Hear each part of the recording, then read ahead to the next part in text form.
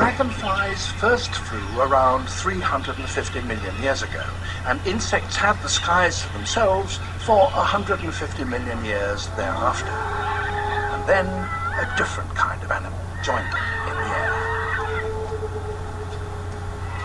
As the dinosaurs dominated the land, so the pterosaurs now ruled the skies. Pterosaurs had wings of skin stretched between one enormously elongated finger and their flanks. They flew over the sea as well as the land.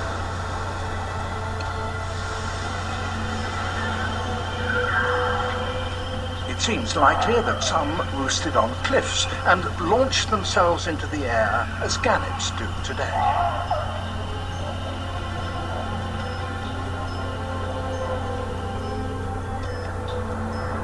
They probably snatched fish from the surface of the sea, and some certainly fell into it.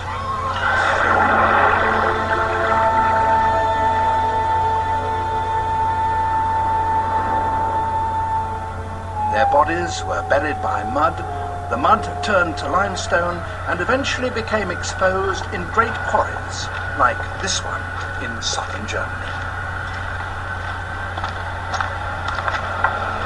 Today, separating the layers of sediment, it's just like searching through the pages of a visitor's book that hasn't been opened for 150 million years.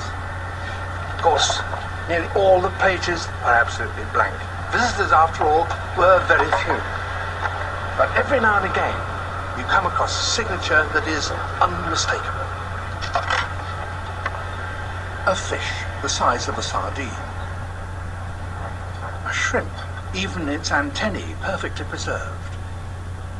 One of those pioneering dragonflies, nearly 6 inches across. And a pterosaur with skinny wings and teeth in its jaws. With so many superb fossils, people thought that they had a complete list of the visitors to the lagoon. And then, in the middle of the last century, a signature was discovered that was wholly unexpected and totally amazing. This is it. It's a feather.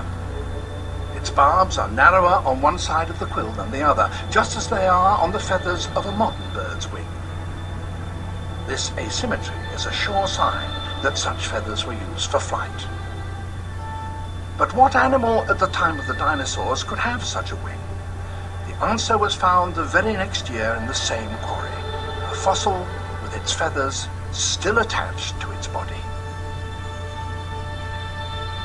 This is Archaeopteryx. It had 3 toes armed with claws and long, strong legs. Clearly, it walked and perched like a bird. But its head was very reptilian, with bony jaws. And in those jaws, teeth. Its spine was extended into a bony tail, again like that of a reptile. But on either side of the tailbones, clearly visible, it had those characteristic possessions of birds, feathers. Feathers are made of keratin, as are the scales that many birds still have on their legs, and reptiles all over their body. A scaly coat must be very hot, so reptiles, like this skink, have to seek shade during the hottest part of the day. But if the scales became fibrous, they could be fluffed up to let in cooling air during the day, and closed down to trap insulating air for warmth at night. So it's not difficult to believe that scales eventually became transformed into feathers. But why should they have become so long that they enabled an animal to take to the air? Well, this Australian lizard suggests an answer. When it is threatened by its enemies, it responds by spreading the great frill it has around its neck. But if that doesn't scare them off, it runs away on its hind legs. If such a reptile had developed feathery scales on its forelegs and then spread them out, then it might easily lift into the air and so escape a land-bound predator.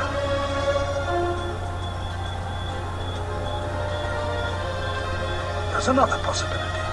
Maybe that early reptile did not live on the ground, but climbed in the trees searching for food, as today the little flying lizard of Borneo does. It now glides from tree to tree. It has developed wings that are flaps of skin, supported by elongated ribs.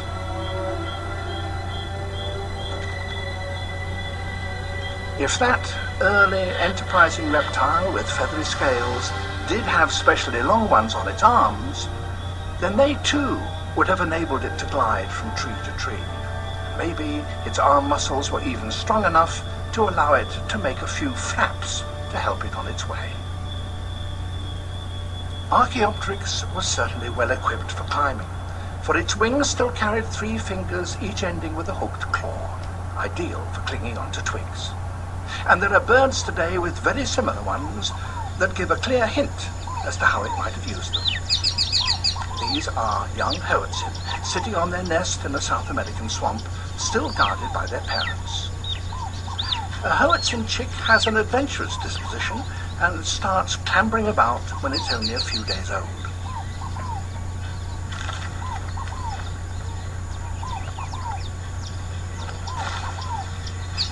The hooks on its front limbs are obviously very useful in keeping it secure until such time as they become feathered and reliable wings.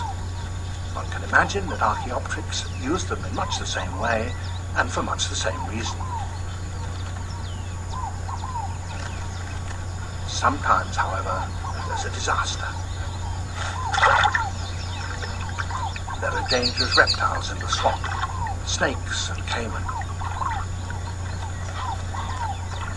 And those claws on the wings are, once again, invaluable. Returns.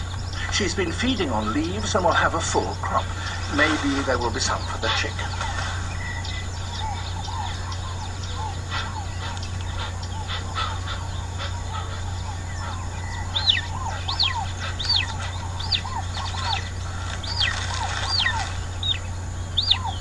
The Hoatzin, of course, like all modern birds, doesn't have bony jaws with teeth like Archaeopteryx, but a lightweight beak.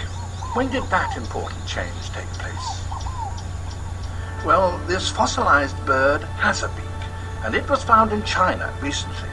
It's only a little younger than Archaeopteryx, so it seems that the change took place very quickly, and it must have made flight much more efficient, for it prevented a bird from being nose-heavy and significantly reduced its overall weight. By 50 million years ago, the dynasty of birds was firmly established. At that time, a great lake lay here in central Germany. It's long since dried out, and the layers of mud from its floor have turned into shales. Excavations, like the one that's going on here, have revealed just how varied the birds have become. This one has been set in yellow resin to make its details quite clear. It had a horny beak, a fully feathered wing, a long feathered tail with no bony support, and long legs. It probably looked like a rail. Other fossils from these shales show that several families of modern birds were already established. This was a water bird, possibly an ancestor of today's jacana. It would certainly have found plenty of insects among the floating leaves on the lake. There were birds with powerful chisel-like bills. Perhaps they were woodpeckers that even in this early period had started excavating insects from the trees in the surrounding forest. Another inhabitant of those prehistoric woods had a stubbier, more all-purpose beak, rather like finches do today.